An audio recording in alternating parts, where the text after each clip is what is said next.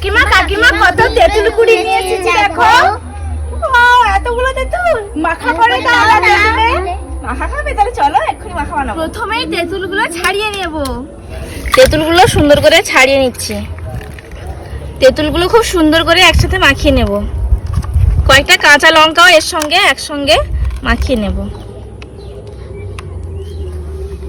Bit লবণ, জিরে আর শুকনো লঙ্কা গুঁড়ো করে রেখেছিলাম দিয়ে দেবো। স্বাদ মতো চিনি দিয়ে দেবো। এবার সবগুলো উপকরণ একসাথে খুব সুন্দর করে মাখিয়ে নেব। শেষে একটু সরিষার তেল দিয়ে দেবো। তেঁতুল মাখানো দেখে কার কার জিভে জল চলে এলো। এবার সবাই খেয়ে বলো কেমন হয়েছে।